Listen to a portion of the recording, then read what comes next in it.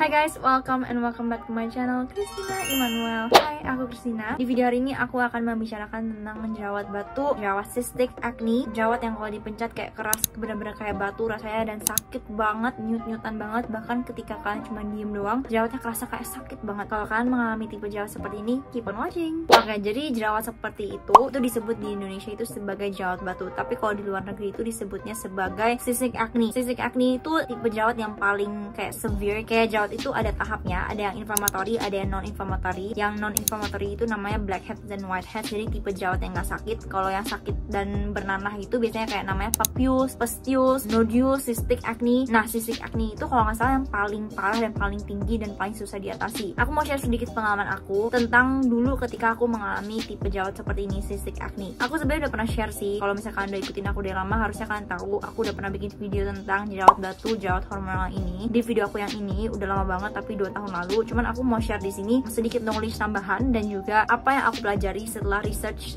tentang hormonal acne. Jadi basically biasanya orang-orang yang ngalamin jerawat batu ini tuh ngalamin namanya hormonal acne. Ini aku ngomongin dari pengalaman aku dulu ya. Jadi dulu itu aku ngalamin jerawat yang kayak gini, cystic acne. Ini tuh parah banget. Mungkin kelihatannya nggak kayak parah karena nggak seluruh muka, tapi kan aku yang ngerasainnya. Jadi aku tuh tahu banget rasanya sakit banget. Dia tuh munculnya mainly di daerah sini, di daerah dagu dan di atas mulut dan pipi sih. Lama-lama dia menyebar ke pipi dan ke jidat, tapi awalnya itu cuman di atas mulut dan di bawah mulut. Jadi kalau misalkan cewek terus kalian tuh datang bulan, biasa kan suka muncul tuh jerawat batu 1-2 biji lah di daerah dagu ini, dimana itu sebenarnya normal banget, wajar banget. Nah, aku juga kayak gitu dulu. Awal-awalnya itu cuman 1-2 biji, tapi entah kenapa kok tiba-tiba makin parah terus, jadi nggak mendingan dan aku mulai stres banget tuh waktu itu. Intinya basically setelah aku cari tahu, aku research, ternyata aku itu dulu mengalami jerawat hormonal, dimana tipe jerawat ini dari pengalaman aku pernah mengalami jerawatan berkali-kali dengan penyebab yang berbeda-beda. Aku merasa tipe jerawat hormonal ini tuh tipe jerawat yang paling susah diatasi, paling susah, paling sakit, paling susah, paling ribet diatasi. Jadi kalau misalkan ngalamin tipe jerawat seperti ini yang jerawat hormonal, mainly biasa jerawat hormonal itu fokusnya muncul di daerah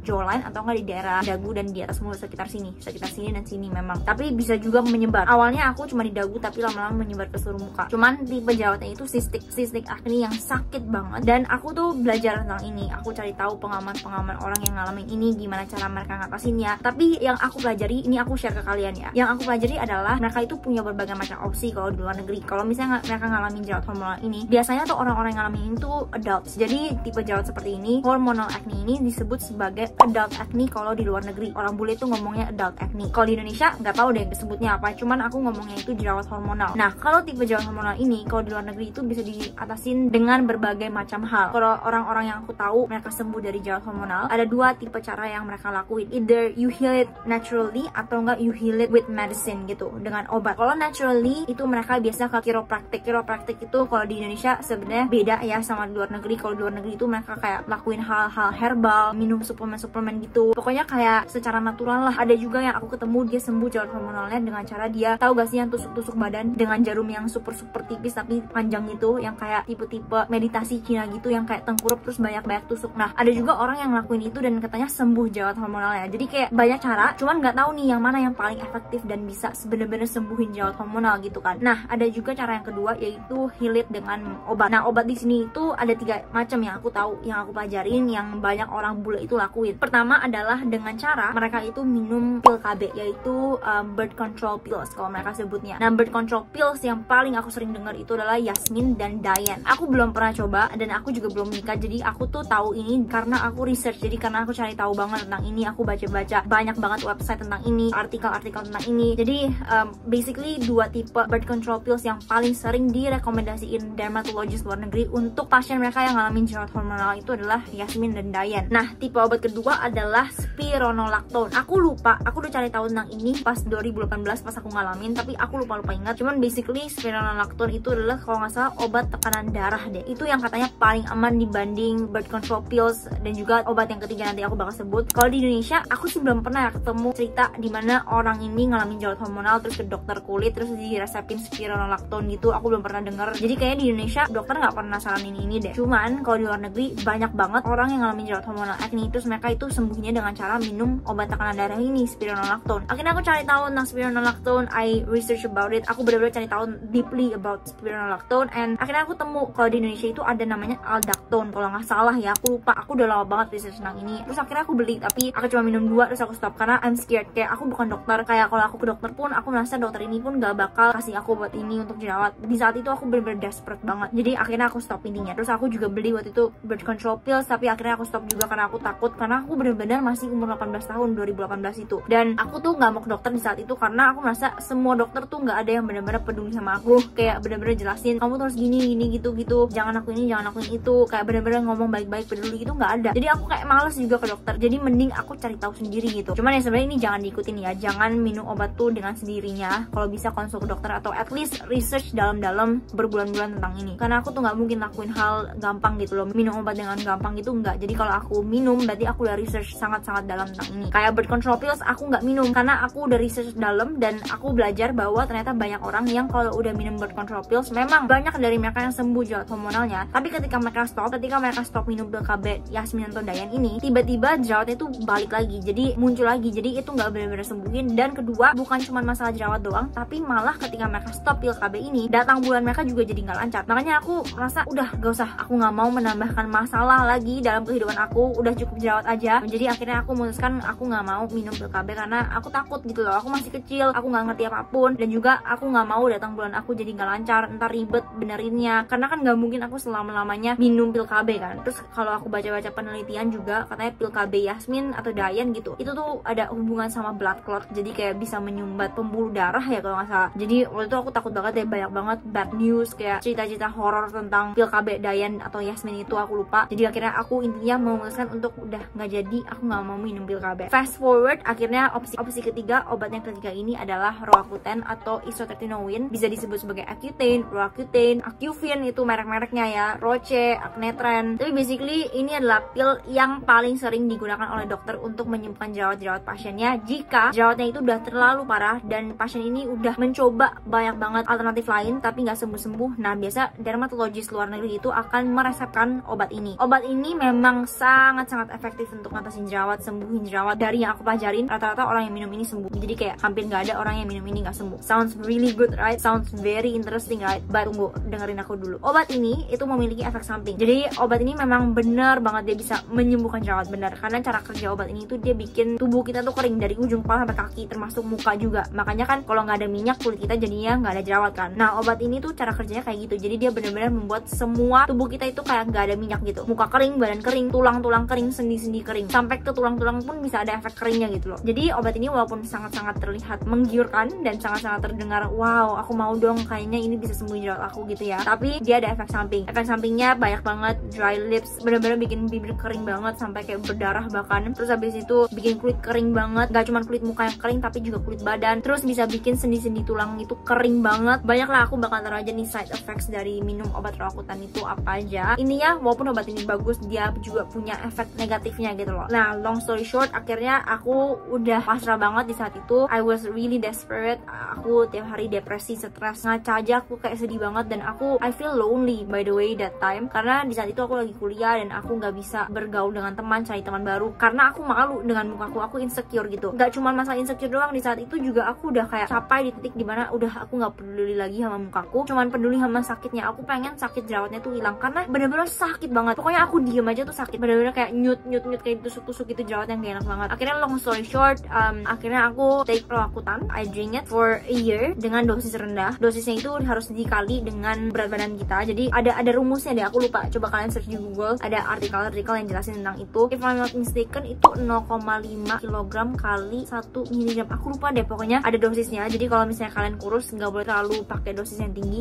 Kalau kalian lebih berisi itu boleh pakai yang lebih tinggi gitu. Jadi ada caranya deh hitungnya gimana. Terus tapi kalau aku pakai dosis yang paling rendah karena aku juga badannya kan nggak berisi banget ya. Terus aku takut dosis tinggi itu bisa efek sampingnya lebih kerasa gitu. Makanya aku pilih yang dosis rendah. And long story short, boom, jerawat aku dari yang begini menjadi seperti ini, sembuh in just a month. Bener-bener itu kayak mukjizat banget karena at that point aku udah bener-bener bukan masalah muka aku lagi, aku malunya, tapi aku tuh kesakitan banget. Kulit aku bener-bener kayak sakit. Aku cuci muka aja kesakitan karena airnya sakit. Jadi aku udah capek banget saat itu. Ya udah, itu sedikit cerita tentang Roaccutane yang aku minum dan hormonal acne yang aku mau jelasin. But anyway, ada satu hal yang aku mau jelasin di sini, bahwa andaikan dulu aku tahu tentang ini, aku mungkin gak akan minum obat Roaccutane. Dan juga andaikan dulu aku gak sedesperate dan gak sesakit itu jerawatnya, mungkin aku gak akan minum obat Roaccutane. Kenapa? Karena kalau aku prinsipnya kalau aku bisa bisa sembuhin dengan cara lain selain obat rakutan, aku mau gitu. Karena rakutan bukan obat yang aman yang bisa diminum setiap hari. Andaikan itu obat aman bisa diminum semua orang dan gak ada efek samping negatif, aku akan terus rekomendasiin kalian. Masalahnya itu bukan tipe obat yang aman semua orang boleh pakai. Dia ada efek negatif, kayak kalau misalnya kalian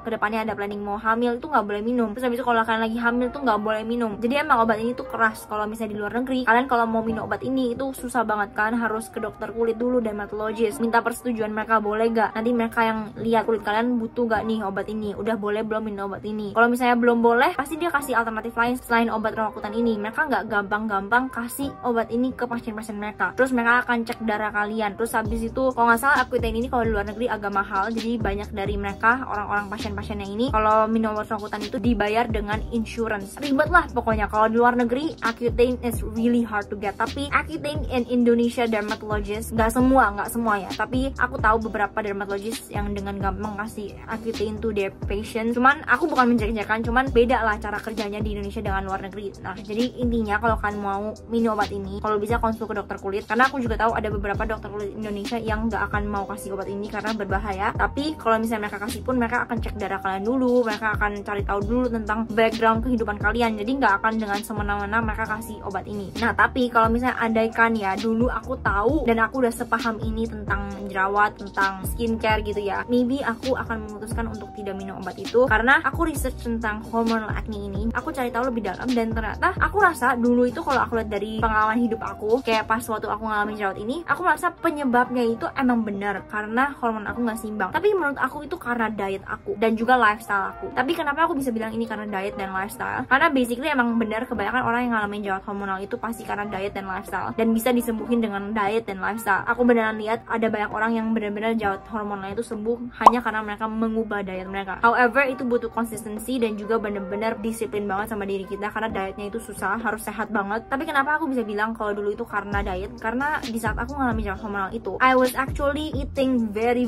unhealthy. Jadi kayak aku tuh tiap hari makan roti, itu bisa 2-3 roti dalam sehari. Roti itu kan manis ya, it's dairy juga. Terus aku bisa makan es krim sering banget, aku makan biskuit banyak banget, dan aku di saat itu naik berat badannya itu 7 kilo. Jadi dari kalau nggak salah 39 atau 40, aku naik jadi 46 atau 47, I forgot. Tapi itu kan drastic banget ya, apa ya, perubahan badan aku tuh bener-bener drastis banget tuh in a very short amount of time. Jadi waktu itu aku naik dalam cuma 1-2 bulan deh kalau nggak salah. Dan otomatis kalau misalnya aku naik berat badan, berarti kan makanan aku sehari-hari lebih banyak, dan makanan sehari-hari aku itu banyaknya itu di dessert. Jadi kayak aku makan roti tiap hari, es krim, biskuit tiap hari, which is not good banget. Dan aku bener-bener kalau aku pikir sekarang, gila ya, dulu kok aku makannya separah itu gitu. Pantes aja muncul jerawat, kayak pantes aja tuh muka aku chubby banget dan perut aku buncit dan bloating everywhere gitu perut aku. Sangat-sangat masuk logika dan realistis sekali kalau aku dulu ngalamin jerawat hormonal karena diet. Kedua, lifestyle. Karena di saat itu aku baru mulai kuliah, tidur aku ngaco. Jadi kayak lifestyle, eating habits and everything, it was really affecting my skin. Ketiga adalah makeup. Di saat itu aku setiap hari makeup karena aku kuliah, dan aku nggak mungkin nggak makeup dengan kondisi kulit seperti itu. Jadi kayak aku benar-benar insecure banget. Kalian yang ngalamin jerawat pasti ngerti banget rasanya. Jadi aku ke kuliah tuh Senin sampai Jumat setiap hari makeupan, dan makeupnya itu full face of cushion foundation gitu. Even aku udah full face of makeup, it was not covering the texture. Jadi kayak jerawatnya itu masih ada tekstur kulitnya. Pokoknya nggak enak deh. Terus habis itu keempat, terakhir ini aku mau share ke kalian. Di saat itu aku tuh lakuin steroid shots. Jadi aku itu melakukan suntik steroid. Aku udah pernah share ini di video aku yang ini, tapi mungkin banyak dari kalian yang masih nggak tahu. Tapi ini ya, steroid shot itu adalah suntik steroid. Di saat aku ngalamin jerawat hormonal itu, sebelum aku minum obat rakutan, itu tuh aku kan nggak tahu gimana nih harus ngapain. Terus jerawatnya tuh sakit banget sampai akhirnya cece aku bilang disuntik aja jerawatnya. Akhirnya aku ke dokter kulitnya cece aku disuntik jerawatnya. Terus kalian tahu bener-bener dalam 1-2 jam tuh jerawatnya kempes. Itu bener-bener datar. Itu kayak amazing banget menurutku. Tapi ingat, when it comes to drastic changes di dalam kehidupan kalian, apapun itu, nggak cuma skincare dan masa-masa kulit, tapi apapun yang drastis itu perlu dipertanyakan. Kok bisa sih kayak something is too good to be true gitu. Pokoknya apapun yang terlalu baik, terlalu wow, itu perlu dipertanyakan karena agak meragukan kan. Cuma di saat itu kan aku nggak ngerti steroid shots ya. Kayak itu kan namanya steroid shots. Kalau di luar negeri namanya steroid shots. Hal itu dilakukan biasa oleh dokter kulit untuk meredakan jerawat yang sangat besar dan sangat sakit dan benar-benar harus dikempesin dengan cepat gitu. Misalnya kalian kayak ada event besokannya kayak wedding, terus kalian ada jerawat, nah biasa dipencetin itu untuk benar-benar kempesin dengan cepat gitu. Itu kayak fast option gitu. Cuman ternyata steroid shots itu tidak sebagus itu. Steroid shots itu punya efek samping, dimana aku baru tahu dari salah satu YouTuber yang aku nonton. Dia bilang dia itu dulu juga lakuin steroid shots, dan ternyata semenjak dia lakuin steroid shots, jerawat dia makin parah. Jadi it's like kulit kita itu tergantung sama steroid. Intinya steroid itu kalau digunakan jangka waktu yang panjang tidak baik untuk kulit. Seringkali disebutnya sebagai ketergantungan, tapi kalau menurutku sih it's not like ketergantungan, but it's like steroid itu bikin jerawat kita itu tidur. Tapi kalau kita udah stop steroidnya, jerawatnya itu kayak bangun kembali gitu. Semacam ketergantungan gitu lah. Steroid itu memang seharusnya tidak digunakan sering-sering dan juga setiap hari gitu. Itu hanya digunakan dalam jangka waktu yang pendek dan diresepin oleh dokter tuh untuk ngatasin masalah yang memang udah butuh ketenangan langsung, kayak untuk meredakan inflamasi dan peradangan kulit. Dan biasanya cuma disaranin 2-3 hari, bahkan maksimal seminggu aja gitu. Nggak pernah sampai sebulan, setahun, 2 tahun, 3 tahun yang aku tahu ya. Nah di saat itu tuh aku sering banget tuh setiap minggu aku suntik jerawat aku, karena setiap kali tuh muncul terus setiap hari, sakit banget. Jadi setiap aku pulang dari kuliah kan weekend, aku pulang ke Jakarta kan, terus aku ke dokter kulit aku untuk minta disuntikin, dan itu juga nggak murah. Satu kali suntik 100.000 deh kalau nggak salah. Jadi kalau ada 5 jerawat ya itu 500.000, dan menurutku ya nggak murah. Masa setiap minggu harus keluarin duit 500.000 untuk suntik jerawat doang kan. Tapi I did it, I still did it, karena I was desperate gitu kan, kayak udah depresi, aku kesakitan banget jerawatnya dan aku malu gitu. Nah tapi ternyata steroid shots yang aku lakuin setiap minggu itu menyebabkan jerawat aku makin parah tanpa aku sadari. Jadi aku nggak ngerti dulu itu penyebabnya, tapi ternyata setelah aku cari tahu, steroid shots itu kalau kita suntik di satu titik, dia itu kempesin jerawat di titik itu emang, tapi dia itu bisa membuat munculnya jerawat-jerawat baru di sekitar situ, makin meradang, makin parah, dan makin inflamasi. Dan itu yang aku rasa salah satu penyebab yang bikin kulit aku waktu itu makin parah juga, karena aku setiap kali ada jerawat batu aku suntik terus bener-bener jerawatnya tuh makin banyak banget di daerah sana. Jadi bener-bener kayak banyakan tuh di daerah dagu dan mulut. Terus kalau misalnya aku pencet di sini, besokannya muncul di sini, besokannya lagi muncul di sini, jadi akhirnya menyebar. Nah aku rasa tuh itu bener-bener penyebabnya besar banget, makanya akhirnya pelan-pelan dari sini dia menyebar ke seluruh muka. So if you guys are taking steroid shots often kayak aku, saran dari aku stop. It really affects making my skin worse, dan aku baru tahunya sekarang. So ya itu yang aku mau share. Semoga apa yang aku share di sini bisa membantu satu orang aja gitu. Aku udah seneng banget. Oke, anyway, kalau misalnya dulu aku nggak minum obat rakutan, ini yang aku bakal lakuin ya. First, aku akan change my diet. Untuk dietnya aku sangat saranin kalian untuk make it healthy. Coba kalian buka YouTube-nya Kak Puspita Mayangsari. She shares a very good knowledge about diet. Dia sembuhin jerawatnya juga dengan diet and tretinoin juga. Cuman dietnya itu sangat berpengaruh besar, yang paling utama awal-awalnya untuk meredakan inflamasi jerawatnya. Kak Puspita Mayangsari tuh dulu ngalamin jerawatnya parah loh. Kalian harusnya tahu nih, dia ngalamin jerawatnya parah banget. Videonya juga lumayan viral. Tapi ya emang itu benar-benar ngaruh di banyak orang juga. Kalian coba cek Instagramnya Kak Puspita Mayangsari juga. She shares a very good knowledge, expensive knowledge. Kak Puspita Mayangsari ini followers-nya juga banyak yang sembuh dari jerawat dengan melakukan diet ini. Dan juga nggak cuma jerawat doang yang sembuh, tapi masalah-masalah kulit lain seperti kalau nggak salah ada atopic dermatitis atau apa gitu, kayak masalah-masalah luka gitu, banyak yang bener-bener mendingan banget karena melakukan diet ini. Namanya Clear Skin Diet. Coba kalian cari tahu aja di Kak Puspita Mayangsari punya channel. She shares very detail about every single things about Clear Skin Diet ini, cara lakuinnya, Clear Skin Dietnya gimana, terus makanan-makanan apa aja yang bisa dimakan ketika lakuin ini. Pokoknya intinya kalau misalnya aku dulu ya tahu tentang ini semua, knowledge yang aku tahu sekarang, I will definitely not take rakutan, and I will definitely heal it from the inside dengan makanan. Kedua, dengan menggunakan skincare yang tepat, menggunakan actives kayak tretinoin. Habis itu ketiga, ini aku mau share, aku lupa share tadi. Di saat aku ngalamin jerawat hormonal, salah satu hal yang aku rasa juga ngaruh banget bikin kulit aku makin parah adalah, kan tadi aku udah bilang diet, tapi ternyata diet ini ngefek banget ke perut aku, digestive system aku, jadi gut health aku. Gut health itu adalah pencernaan ya, kalau nggak salah usus lambung gitulah. Gut health ini sangat mempengaruhi kondisi kulit aku juga. Jadi aku merasa semuanya tuh ada korelasinya, ada hubungannya. Kayak diet aku kan nggak sehat waktu itu, semuanya kayak dessert aku anggap racun lah, itu nggak bagus untuk tubuh. Nah setiap hari aku makan,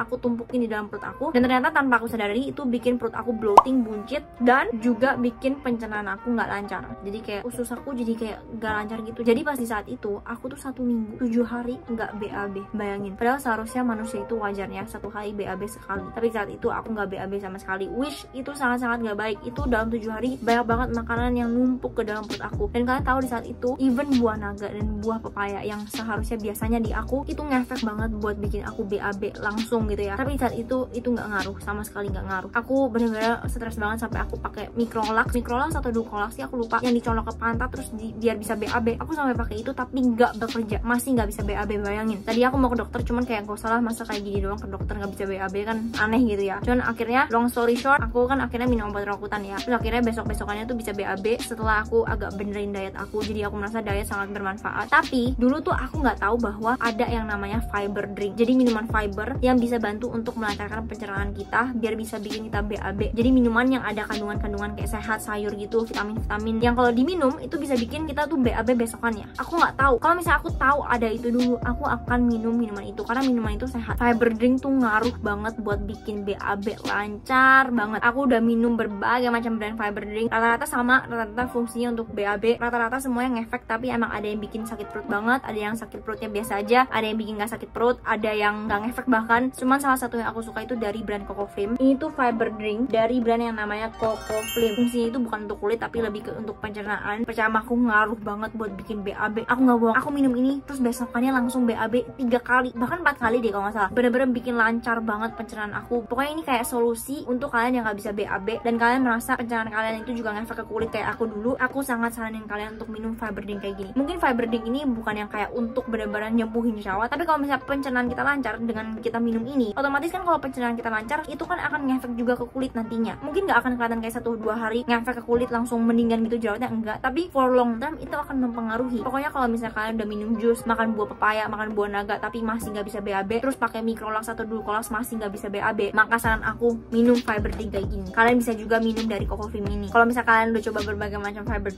drink tuh rasanya beda-beda. Ada yang rasanya strawberry, ada blackcurrant, ada yang rasanya gak enak kayak sayur. Cuman yang ini enak, dia rasanya blackcurrant. Jadi kalian minum ini tuh rasanya manis, nggak kayak ngerasa minum jus-jus sayur gitu. Bahkan mungkin kalian bakal suka. Dia banyak serat di dalam sini. Kalau misalnya aku lihat dari kandungannya, dia ada kandungan sayuran, mengandung apel, pisang, mangga, strawberry, jeruk, nanas, tomat, wortel, kiwi, labu, jamur, kubis, melon, markisa, bayam, lemon, papaya, plum, dan brokoli. Terus ada kandungan vitamin C juga, ada kandungan bubuk goji berry, itu kayaknya kandungan blackcurrantnya deh. Terus bubuk D5, bubuk blackcurrant, ada juga pemanis alami glikosida stevia. Jadi itu sehat lah, kayak gula stevia itu kan 0 kalori, dia ada di dalam sini. Terus juga ada bubuk biji kopi hijau. Pokoknya ini kandungannya sehat, tapi tetap kalau bisa jangan setiap hari minum. Ini efek itu bisa sampai berhari-hari bikin BAB. Biasa kalau aku minum ini kalau misalnya udah 2-3 hari nggak BAB, nah aku minum ini langsung besokannya lancar. Terus biasanya kalau aku udah minum ini terus lancar gitu ya BAB-nya, sehari bisa BAB 3-4 kali. Biasa besokannya masih kayak ada efek bisa BAB gitu loh. Jadi biasanya aku minum ini nggak setiap hari, dan kayaknya